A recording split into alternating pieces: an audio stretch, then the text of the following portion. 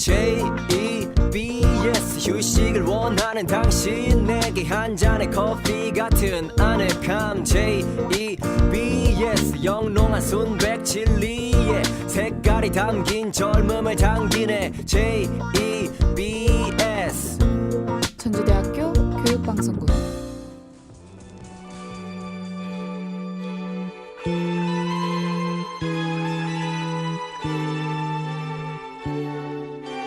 Met you by surprise. I didn't realize that my life would change forever. Saw you standing there. I didn't know I'd care. There was something special in the air. 그 시절 우리. Dreams are my reality. The only kind of real fantasy. Illusions are a common thing. 그 시절 그 시대는 어떤 모습이었을까요? 추억으로 떠올려보는 그 시절 다양한 형태의 일상과 역사를 이야기드립니다. 여기는 그 시절 우리입니다. Dreams are my reality. A different kind of reality. I dream of loving in the night, and loving seems alright, although it's only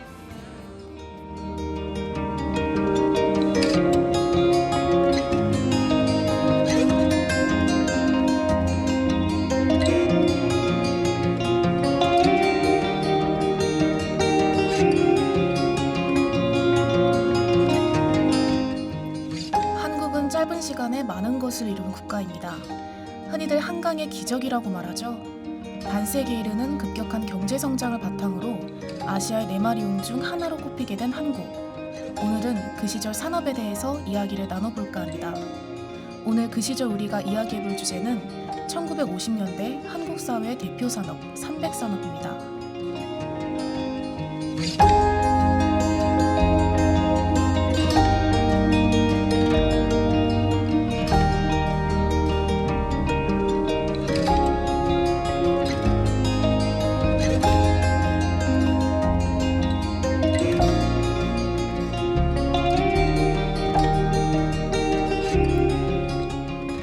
여러분들은 300산업이라는 말을 들어보신 적 있으신가요? 300산업은 1950년대 당시 대한민국 공업의 3대 성장 부분인 제본, 제당, 면방직 공업을 이르는 말인데요. 밀가루와 설탕, 면직물이 모두 흰색이라고 해서 붙여준 이름입니다. 300산업은 중공업이나 첨단 산업이 발달하기 이전인 1950년대 한국 산업에서 중추적인 역할을 했던 산업입니다. 전쟁을 겪은 한국의 산업은 기간 산업에 해당하면서 식민지 시절과 외국의 힘에 의존하는 수밖에 없었는데요. 그래서 원료 구입과 자금은 대부분 미국의 경제적 뒷받침에 의존했습니다.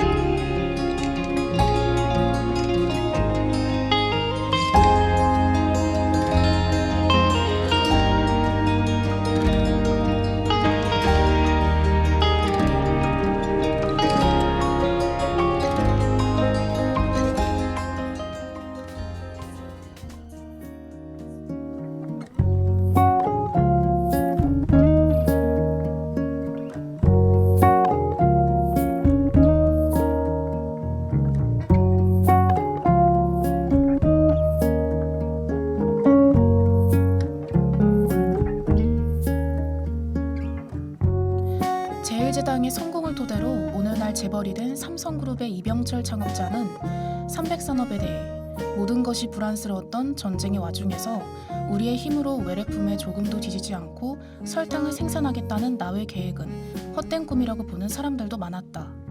그러나 나는 기어이 내 꿈을 실현시키고야 말았다라고 했습니다. 1953년 이병철 회장이 설립한 제1제당에서 만든 설탕은 생산되기가 무섭게 팔려나갔으며 그 당시 엄청난 순이익을 남겼습니다. 이러한 성공은 미국의 경제적 뒷받침과 정부의 특혜로 가능한 일이었습니다.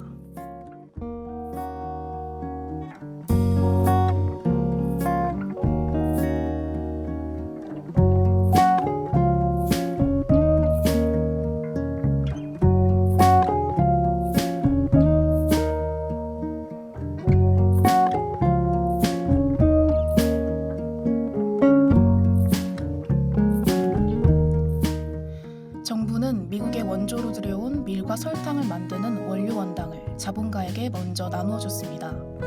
그 때문에 자본가들은 싼 가격으로 원료를 독점할 수 있었는데요. 제분산업은 대한제분, 조선제분, 제일제분이 50% 이상을 차지했고 제당산업 분야는 대부분 제일제당이 과반수를 차지했습니다. 이처럼 제당과 제분산업은 몇몇 대기업들에게 독점되었는데요. 독과점은 처음부터 자유경쟁이 아니었고 정부의 특혜 아래 중소기업을 배제한 채 이루어졌습니다.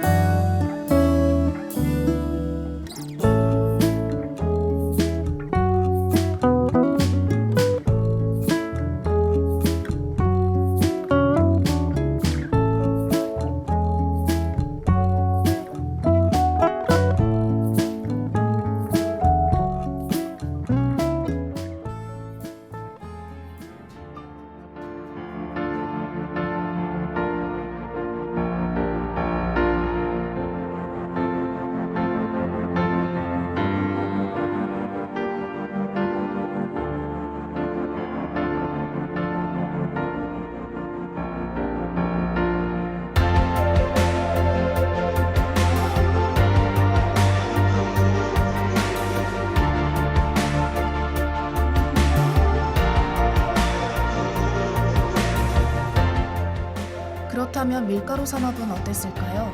1960년대 우리나라의 밀가루 생산량은 1953년 기준 100배에 이르렀습니다. 값싼 밀가루로 만든 찐빵과 풀빵, 만두, 국수 등의 먹을거리가 날개돋치듯 팔려나갔는데요. 누구에게나 사랑받는 자장면도 이 당시 널리 퍼졌다고 합니다.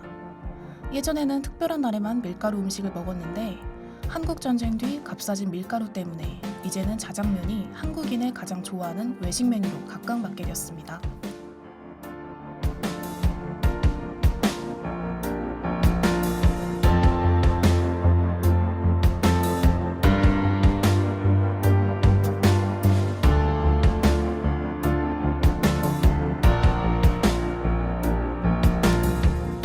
밀가루 음식을 즐겨 먹은 지는 100년도 채 안 되지만 밀가루라는 음식이 이젠 우리의 식탁에서 빠질 수 없는 재료가 되었습니다. 제당과 밀가루, 이것들이 우리의 주요 먹을거리가 된 까닭은 바로 농산물 중심으로 이루어진 미국의 경제적 뒷받침과 삼백산업, 대자본에 대한 특혜 때문인데요. 미국은 농산물 원조를 통해 만성화된 농업공황을 해결했으며 우리는 식량 문제를 해결할 수 있었으니 언뜻 보면 서로 득이 된 거래라고 할 수 있는데요. 그러나 잉여 농산물 원조로 인한 국내산 농산물 가격 하락은 농민들이 더 이상 밀이나 면화 농사를 짓지 않게 되는 계기가 되었습니다.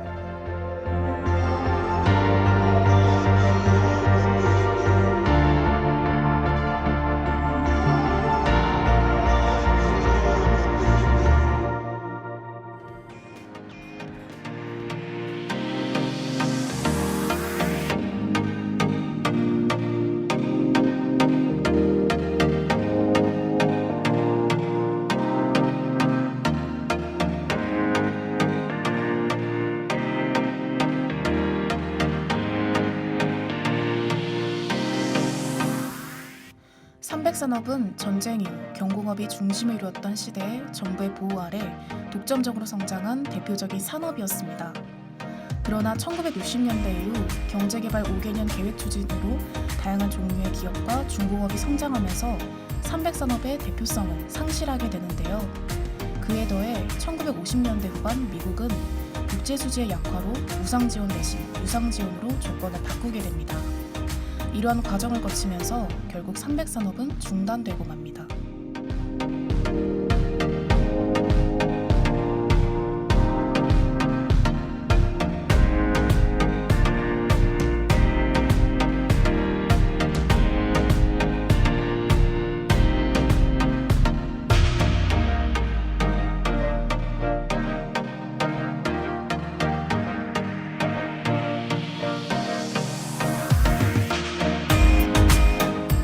오늘은 그 시절 우리의 먹을거리와 자본에 대해서 이야기를 나눠봤는데요. 혼란스러웠던 한국전쟁 이후 일어났던 산업, 삼백산업에 대해서 소개해드렸습니다. 오늘 그 시절 우리가 준비한 이야기는 여기까지입니다.